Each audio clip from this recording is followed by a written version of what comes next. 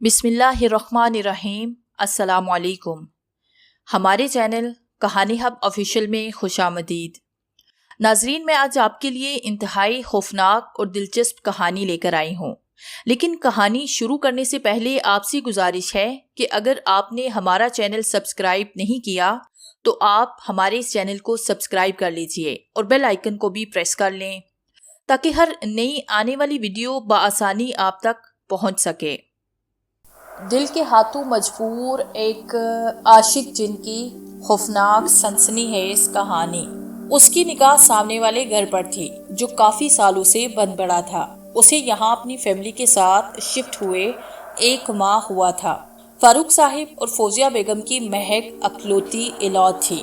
फारूक साहिब को विरसे में कपड़े की 3 दुकानें मिली थी। एक तो उनके पास थी, 2 किराए पर चल रही थी। उनकी अपनी दुकान भी ठीक ठाक चलती थी और दोनों दुकानों का किराया भी ठीक ठाक आ जाता था।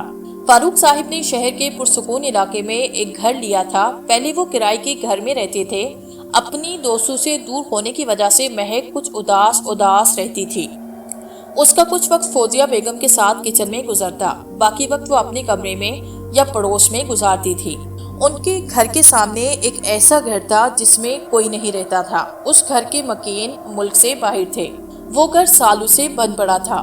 महक जब भी पड़ोस में आती तो उसकी निगाह सामने वाले सुनसान घर पर जरूर पड़ती, जिसकी दीवारों पर लगा पेंट बेरंग हो चुका था। उसकी छत उसके अंदर के साथ जुड़ी हुई थी। इस तरह आसानी से उस छत पर जाया जा सकता था। वो जब भी उस घर को देखती तो उसे एक अनजाना सा खौफ महसूस होता था। एक दिन महक वो सुनसान घर देखने में मगन थी जब फौजिया बेगम के पुकारने से उसे चौंक पड़ी। फिर उसने वापसी की तरफ कदम बढ़ाए, लेकिन उसे मालूम नहीं था कि किसी की अंगारा बरसाती गहरी आंखें उसे देख रही हैं। आसमान पे स्याह बादल छाए थे, हवा भी तेज थी। टेरेस पे खड़ी महक मौसम से एंजॉय कर रही थी।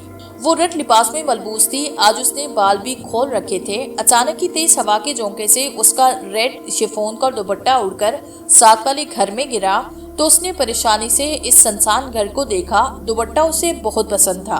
पहले तो उसने सोचा वो खुद ही जाए या किसी को मदद के लिए बुलाए। अगर वालदा को कहती तो उसे सख्त अल्फाज की डांट पड़ती। फौजिया बेगम उसे बाल खोलकर पड़ोस में जाने से सख्ती से मना करती थी, इसलिए उसने खुद ही जाने का फैसला किया और अल्लाह का नाम लेकर साथ वाले घर में जाने का फैसला कर लिया। दोनों घरों के दरमियान एक छोटी सी दीवार थी जिसे महक ने आसानी से पार कर लिया था। इससे पहले कि वो आगे बढ़कर दुपट्टा उड़ता हुआ घर के सहन में जाकर गिरा तो नीचे जाने के लिए सीढ़ियां भी थी। एक दो पल सोचने के बाद मजबूरन उसे नीचे आना पड़ा। उसने सहन में कदम रखा तो गहरे सकूत ने उसका इस्तकबाल किया। घर का मेन दरवाजा जंग आलूद हो चुका था। सहन में दरख्तों के जो खुश्क पत्ते बिखरे थे और बेतहाशा मकड़ियों के जाले भी थे, जिसे देखकर उसे वहशत होने लगी। ऐसे लगने लगा जैसे अभी कोई भूत उसके सामने आएगा। जो घर एक तवील अरसे से बंद पड़ा हो, उसमें जिन भूत और आशेब का बसेरा हो जाता है। उसने बचपन से सुन रखा था। उसने इस ख्याल को अपने जहन से निकाला और तेजी से अपना दुपट्टा उठाया और वापस आई कि अचानक बारिश शुरू हो गई। फिर उसने एक निगाह सुनसान घर को देखा और अपने घर की तरफ बढ़ गई। गिरज चमक के साथ बारिश भी खूब बरस रही थी। शाम के वाक़े के बारे में महक ने न अपनी वालदा फौजिया बेगम को कुछ बताया और न अपने वालिद फारूक साहिब को। उसे पता था कि बताने में फौजिया बेगम से डांट सुनने को मिलेगी कि बताए बगैर क्यों गई थी। रात हुई और खाने पीने से फारिग हो गई। रात का न जाने कौन सा पहर था जब एक एहसास की वजह से उसकी आंख खुली। वो बिस्तर पर से उठ बैठी। बादल जोर से गरज रहे थे, पर उसकी आंख बादलों के गरजने से नहीं खुली थी। उसे महसूस हुआ था कि कोई उसके ऊपर बड़ा कंबल खींच रहा है। इसी वजह से वो खौफजदा हो गई थी। बल्कि निगाह कंबल पर गई तो कंबल बेड के नीचे पड़ा था।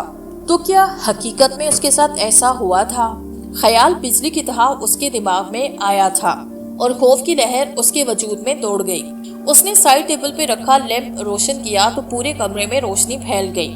रोशनी ज्यादा तो नहीं थी, पर सब कुछ वाज़ेह नजर आ रहा था। कमरे में इसके सिवा और कोई न था। उसने सुकून का सांस लिया। हो सकता है मैंने कोई ख्वाब देखा हो। कंबल नींद में भी गिर सकता है, वो खुद से बोली। फिर लाइट ऑफ करके लेट गई और चंद मिनटों में फिर से गहरी नींद सो गई। फिर बेड के पास खड़े एक साई को वो देख न सकी थी। شام کا وقت تھا، بارش نہ ہونے کے برابر رہ گئی تھی، ساون کا مہینہ تھا، رمجھم لگی پڑی تھی اور وہ دروازے پہ کھڑی اپنے منگیتر سلیمان سے بات کر رہی تھی۔ سلیمان چند دنوں کے لیے ایک کام سے دوسرے شہر جا رہا تھا، واپس کب آؤ گی؟ اس نے اداس لہجے میں پوچھا، آنکھوں میں نمی سی آ گئی تھی۔ مہک، میں چند دنوں کے لیے جا رہا ہوں، ملک سے باہر نہیں جا رہا جو تم اتنی اداس ہو رہی ہو۔ سلیمان نے محسوس کیا کہ اس کے جانے کا سن کر وہ اداس ہو گئی تھی۔ کیا رونی صورت لے کر مجھے الوداع کہو گی؟ سلیمان محبت بھرے لہجے میں بولا۔ پہلے تو مہک نے جلدی سے اپنے آنسو ہاتھ کی پشت سے صاف کیے۔ مجھے کال تو کرو گے نا؟ وہ گویا ہوئی۔ ہاں، جب بھی مجھے وقت ملے گا تو کال ضرور کروں گا۔ اوکے، اپنا خیال رکھنا، مجھے دیر ہو رہی ہے، موسم بھی خراب ہے۔ مہک ابھی بات کر ہی رہی تھی کہ اسے لگا کہ کوئی اندیکھا وجود اس سے ٹکرایا ہے۔ اس نے چونک کر آگے پیچھے دیکھا پر کوئی نہ تھا، مگر سنسناہٹ کی ایک لہر اس کے وجود میں دوڑ گئی تھی۔ ہیلو مہک، کیا ہوا؟ دوسری طرف سلمان اسے خاموش پا کر تشویش سے بولا۔ کچھ نہیں، میں دیکھ رہی تھی امی تو نہیں آئی۔ اسے جو بھی محسوس ہوا تھا وہ سلمان کو نہیں بتانا چاہتی تھی۔ اوکے، اپنا خیال رکھنا تم بھی۔ اس نے سوچا بھی ہوا شاید اس کا وہم ہوگا۔ رات کا پہر تھا اور پچھلے 2 گھنٹے سے وہ بار بار کروٹ بدل رہی تھی۔ بے چینی کی وجہ سے اسے نیند نہیں آ رہی تھی۔ تنگ آ کر وہ اٹھ بیٹھی اور سائڈ ٹیبل پہ رکھا لیمپ روشن کیا تو پورے کمرے میں ہلکی ہلکی روشنی پھیل گئی۔ کمرے میں اسے وحشت ہونے لگی۔ اسے لگا اس کا سانس رک رہا ہو۔ وہ بے چینی سے اٹھی اور کمرے کا دروازہ کھولا۔ باہر ٹھنڈی ہوا چل رہی تھی۔ اسے تھوڑا سکون ملا تو ارد گرد کا جائزہ لیا۔ چاند کی ہلکی ہلکی روشنی اندھیرے کو کم کر رہی تھی۔ اس نے نگاہ اٹھا کر آسمان کو دیکھا، پھر بے دہانی میں نظر اس پر اسرار گھر پر پڑی جو اندھیرے میں اور بھی خوف زدہ اور خوفناک لگ رہی تھی۔ جلدی اسے اپنے اکیلے پن کا احساس ہوا تو کمرے کا دروازہ بند کر کے اپنے کمرے میں آ گئی۔ فوزیہ بیگم جو کچن سے نکل رہی تھی دروازہ بند ہونے کی آواز پر چونکی، پھر مہک کے کمرے کی طرف آئی۔ مہک دروازہ کھولا، وہ بولی، اور مہک جو بیڈ پر بیٹھی تھی پہلے تو آواز پر اس کا دل جیسے خلق میں آیا، پھر اپنے آپ پہ قابو پاتے ہوئے دروازہ کھول دیا۔ مہک، تم سوئی نہیں اور ٹیرس پر کیا کر رہی تھی؟ انہوں نے ایک ہی سانس میں پوچھا۔ امی، مجھے نیند نہیں آ رہی تھی اور گھبراہٹ بھی بہت زیادہ تھی، ایسے لگ رہا تھا جیسے میرا سانس رک جائے گا، اس لیے ٹیرس پر گئی تھی۔ آئندہ میری بات کا دھیان رکھنا، اب رات میں ٹیرس پر نہیں جانا، سمجھی؟ کوئی مسئلہ ہو تو مجھے بتاؤ۔ فوزیہ بیگم کے انداز میں غصہ تھا۔ سوری امی، آئندہ ایسا نہیں ہوگا، وہ آہستہ سے بولی۔ اسے اپنی غلطی کا احساس تھا۔ چلو اب سو جاؤ، فوزیہ بیگم نرمی سے بولی، پھر وہاں سے چلی گئی۔ ان کے جاتے ہی وہ دروازہ بند کر کے مڑی تو لائٹ چلی گئی۔ کمرے میں گہرا اندھیرا چھا گیا اور ساتھ ہی کوئی وجود مہک سے تیزی سے ٹکرایا تو مہک کی ہلکی سی چیخ نکلی، پھر خاموشی چھا گئی۔ دن کے 12 بج گئے تھے پر مہک ابھی تک اپنے کمرے سے باہر نہیں آئی تھی۔ فوزیہ بیگم کی تشویش اور پریشانی بڑھنے لگی۔ وہ 8 بجے تک اٹھ جاتی تھی، یہ اس کا روز کا معمول تھا۔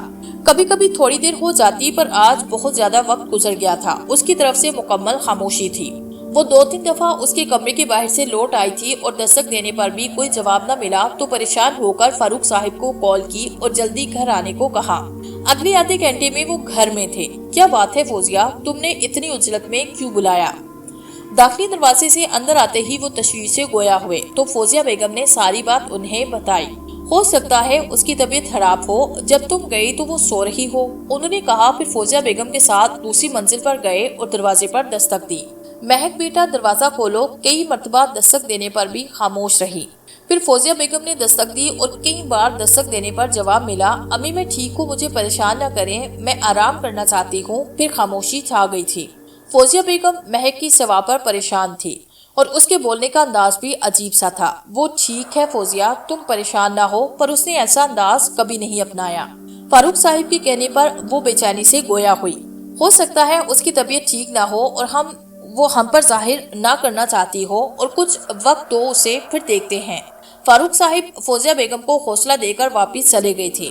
3 دن گزر گئے تھے، مہک کی حالت میں کوئی تبدیلی نہ آئی تھی۔ وہ زیادہ تر وقت اپنے کمرے میں گزارتی، بہت کم اپنے کمرے سے باہر آتی، اگر آتی تو کوئی بات نہ کرتی۔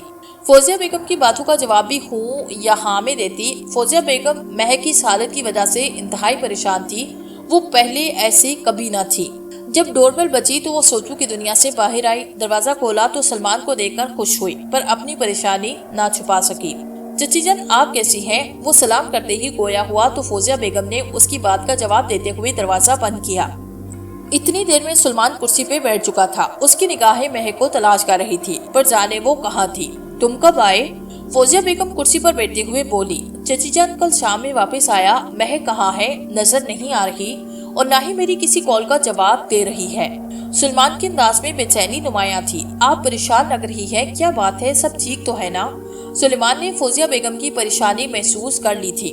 فوزیہ بیگم نے اسے سب کچھ بتایا۔ سلمان میں بہت پریشان ہوں، مہک پتہ نہیں کیوں عجیب حرکتیں کرنے لگی ہے، کچھ بتا دی بھی نہیں۔ چچی جان آپ حوصلہ رکھے، میں مہک سے بات کرتا ہوں۔ سلمان اٹھ کر مہک کے کمرے کی طرف آیا، دستک دی پر کوئی جواب نہ آیا۔ تو پھر دستک دی، ساتھ میں اسے پکارا۔ اسے معلوم تھا کہ مہک اس کی آواز سن کر تیزی سے باہر آئے گی، پر ایسا کچھ نہ ہوا۔ خیر اس نے دروازے پر زور ڈالا، اندر قدم رکھا تو پورا کمرہ اندھیرے میں ڈوبا ہوا تھا۔ اس نے آگے بڑھ کر لائٹ آن کی تو پہلی نگاہ بیڈ پر بیٹھی مہک کر گئی، جو گھٹنوں پر سر رکھے بیٹھی تھی۔ لائٹ آن ہونے پر بھی اس نے سر نہ اٹھایا۔ سلمان نے تشویش سے اسے دیکھا۔ اس کے لمبے بال اس کے دائیں بائیں بکھرے ہوئے تھے۔ اس نے اپنے خوبصورت بالوں کو ہمیشہ سمیٹ کے رکھا ہوا تھا۔ مہک، اس نے آگے بڑھ کر نرمی سے اس کے کاندھے پہ ہاتھ رکھا تو اس نے تیزی سے اپنا سر اٹھایا تو ایک پل کو سلمان ڈر گیا، کیونکہ مہک کی آنکھیں انگارہ ہو رہی تھی، جیسے وہ کئی دنوں سے سوئی نہ تھی۔ پھر مہک نے غصے سے سلمان کو گھورا۔ کیوں آیا ہے؟ چل ورنہ، وہ سخت اور بھاری آواز میں مہک بولی۔ سلمان ایک پل کو چونکا، پھر بولا، مہک کیا ہوا؟ اس نے ہمدردی سے اس کے کاندھے پہ ہاتھ رکھا، پر اسے اندازہ نہیں تھا کہ کیا ہوگا۔ اگلے ہی پل مہک نے ایک جھٹکے سے اسے زور کا دھکا دیا، جس کی وجہ سے وہ دیوار کے ساتھ جا لگا، اور ابھی وہ سنبھل نہ پایا تھا کہ مہک نے اس کے گلے پہ ہاتھ رکھا تو سلمان ماری حیرت کے اسے دیکھنے لگا، کیونکہ اس نازک سی لڑکی میں اتنی طاقت کہاں سے آ گئی تھی۔ آئندہ اگر اسے ہاتھ لگایا تو تیرا ہاتھ توڑ ڈالوں گا، چلا جا یہاں سے۔ شعلہ پر نظروں سے اسے گھورتے مہک نے مردانہ آواز میں کہا اور ایک جھٹکے سے اسے چھوڑ دیا۔ سلمان تیزی سے باہر نکلا، اسے زور سے دروازہ بند ہونے کی آواز آئی۔ چند پل کو وہ گمسم کھڑا رہا، پھر مہک کی حالت پر غور کرتا نیچے آیا۔ رات ہوئی ہے مہک سے؟ فوزیہ بیگم اسے دیکھ کر عجلت سے بولی۔ چچی جان مہک اپنے ہوش میں نہیں؟ کیا مطلب؟ وہ چونکی۔ میرا مطلب ہے اس پہ کسی جن کا سایہ ہو گیا ہے۔ پھر اس نے تمام بات انہیں بتائی، جسے سن کر فوزیہ بیگم پریشان ہو گئی۔ اتنے میں فاروق صاحب آئے، انہیں سب بتایا گیا تو وہ بولے، میں ایک بزرگ کو جانتا ہوں، ایک دفعہ میری بہن پر بھی کسی جن کا سایہ ہو گیا تھا تو آنٹی بلایا تھا، میں ابھی ان کے پاس جاتا ہوں۔ چچا جان میں بھی آپ کے ساتھ چلوں گا، سلمان بولا۔ چچی جان آپ دروازہ بند کر کے اپنے کمرے میں چلی جائیں، اور پھر فوراً فوزیہ بیگم نے دروازہ بند کیا اور اپنے کمرے میں آ گئی۔ پھر ہاتھ میں تسبیح لے کر بیٹھ گئی اور ان کی آنکھوں سے آنسو گرنے لگے۔ 2 گھنٹے کے بعد فاروق صاحب اور سلمان کی واپسی ہوئی۔ ڈور بیل بجنے پر فوزیہ بیگم نے دروازہ کھولا تو ان کے ساتھ ایک سفید ریش بزرگ بھی تھے۔ فاروق صاحب انہیں مہک کے کمرے میں لے گئے۔ چچی جان آپ ہمارا انتظار کریں، سلمان انہیں تسلی دیتا سینوں کی طرف بڑھ گیا۔ فاروق صاحب نے مہک کے کمرے کا دروازہ کھولنا چاہا، پر وہ بند تھا۔ ان کے ساتھ آئے عامل بزرگ نے کچھ پڑھ کر دروازہ کھولا تو وہ کھل گیا۔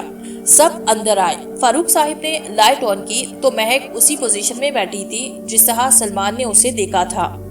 اگلے ہی پل اس نے سر اٹھایا، اس کی آنکھیں اور بھی سرخ ہو گئی تھی۔ کیوں آئے ہو یہاں؟ وہ گھرج کر بولی۔ آواز مہک کی نہیں بلکہ اس جن کی تھی جو اس کے اندر تھا۔ چھوڑ دو اس لڑکی کو، بزرگ غصے میں بولے۔ نہیں چھوڑوں گا اس کو، میں اس کا عاشق ہوں۔ لگتا ہے تم ایسے نہیں مانو گے، بزرگ نے کہا اور کچھ پڑھنے لگے۔ آہستہ آہستہ ان کے پڑھنے میں تیزی آتی گئی اور ساتھ ہی مہک چیخیں مارنے لگی۔ بتاؤ تم کون ہو اور کہاں سے آئے ہو؟ بزرگ نے کہا تو جن نے بولنا شروع کیا۔ میرا نام صنوبر جن ہے، میں ساتھ والے گھر میں رہتا ہوں جو کہ سالوں سے بند پڑا ہے۔ چند دن پہلے میں نے اس لڑکی کو چھت پہ دیکھا تو یہ مجھے اچھی لگی، میں اس پہ عاشق ہو گیا، اور ایک دن اس کا دوپٹہ اس گھر میں گرا، یہ وہاں آئی تو میں نے اس پہ قبضہ کر لیا۔ چھوڑ دو اسے اور اپنی دنیا میں واپس چلے جاؤ، بزرگ نے کہا، پر وہ جن نہ مانا تو بزرگ نے مزید پڑھائی کی تو مہک نے ایک زور کی چیخ ماری اور بے ہوش ہو گئی، اور اگلے ہی پل گڑی کا شیشہ ٹوٹنے کی آواز آئی۔ یعنی وہ صنوبر جن زیادہ جا چکا تھا، اب وہ واپس نہیں آئے گا، پر اپنی بیٹی کو منع کرو کہ آئندہ اس گھر پر نہیں جائے، بزرگ نے کہا۔ مہک کو ہوش آیا تو فوزیہ بیگم اور فاروق صاحب کو اپنے پاس پایا۔ سلیمان کو دیکھ کر حیران ہوئی۔ مہک تم ٹھیک ہو نا؟ فوزیہ بیگم اسے ہوش میں دیکھ کر بولی تو مہک ان کے گلے سے لگ گئی۔ کیونکہ اب اسے سب کچھ یاد آیا تھا۔ امی، بابا، اگر مجھ سے کوئی غلطی ہو گئی ہو تو مجھے معاف کریں، میرا خود پر بس نہیں چلتا تھا۔ وہ شرمندہ تھی۔ اس میں تمہارا کوئی قصور نہیں مہک، پر تم اس گھر میں گئی تھی، اس بارے میں بتایا کیوں نہیں؟ تم جانتی تھی وہ گھر سالوں سے بند پڑا ہے، وہاں اسیب جنات رہتے ہیں۔ امی جان، اگر میں آپ کو بتاتی تو آپ مجھے ڈانٹتی، اس لیے نہیں بتایا۔ مجبوراً میں وہاں گئی تھی، اگر مجھے پتا ہوتا کہ وہاں جا کر میرے ساتھ ایسا ہوگا تو میں نہ جاتی۔ وہ نظریں جھکائے بولی، چلو جو ہوا سو ہوا، پر اب احتیاط کرنا۔ چلو جلدی سے فریش ہو کر لاؤنج میں آؤ، تمہاری پریشانی میں کسی نے بھی کھانا نہیں کھایا۔ فوزیہ بیگم اسے پیار سے کہتی ہوئی چلی گئی، ساتھ ہی فاروق صاحب بھی اٹھ گئے تھے۔ تم کب آئے؟ مہک نے سلیمان کو دیکھ کر پوچھا۔ اب مہک کی آواز سن کر سلیمان کو سکون ملا تھا۔ کل شام میں آیا تھا اور آج تم سے ملنے آیا، تم تو میری جان ہی لینے والی تھی، اس نے مسکراتے ہوئے کہا تو اسے گور کر دیکھا تو سلیمان بے اختیار مسکرایا۔ چلو چچی جان انتظار کر رہی ہوں گی، وہ اٹھتے ہوئے بولا تو مہک بھی اٹھ کھڑی ہوئی اور مسکراتے ہوئے اس کے ساتھ کمرے سے باہر جانے لگی۔